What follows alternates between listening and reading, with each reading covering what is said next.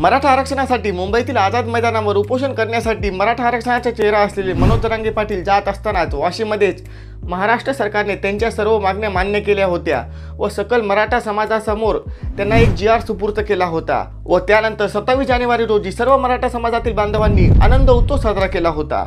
परंतु आता 10 फेब्रुवारीपासून पुन्हा एकदा मनोज जरांगे पाटील आमरण उपोषणाला बसली आहेत।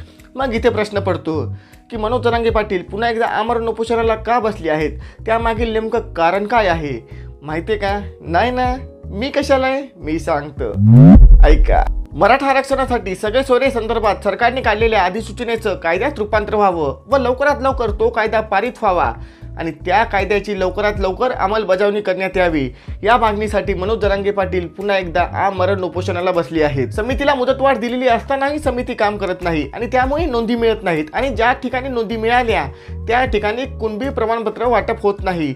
या मागणीसाठी पुन्हा एकदा मनोज जरांगे पाटील उपोषणाला बसली आहेत। व तसेच दुसरी मागणी म्हणजे अंतरवाली सराटीसह महाराष्ट्रातील सर्व इतर मराठा समाजातील बांधवांचे गुन्हे मागे घेण्यात आलेले नाहीत, तत्काळ त्यांचे गुन्हे मागे घेण्यात यावे या मागणीसाठीही मनोज जरांगे पाटील उपोषणाला बसले आहेत। व तसेच 1884चं हैदराबादचं गॅजेट स्वीकारलं नाही, ताबडतोब हे गॅजेट स्वीकारून त्याला शासकीय नोंदीचा दर्जा मिळाला पाहिजे। बॉम्बे गव्हर्नमेंटचं गॅजेटही स्वीकारावं, 1884ची जनगणना स्वीकारावी कारण तो अहवाल शिंदे समितीला देणं आवश्यक आहे।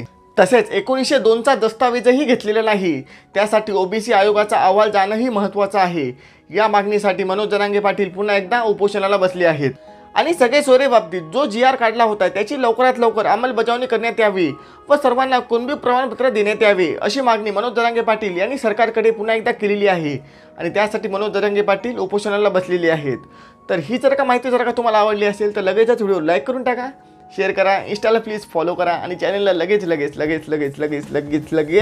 सबस्क्राईब करून टाका। भेटूया नवीन माहितीसह नवीन व्हिडिओसह पुढच्या वेळेस, तोपर्यंत गुड बाय।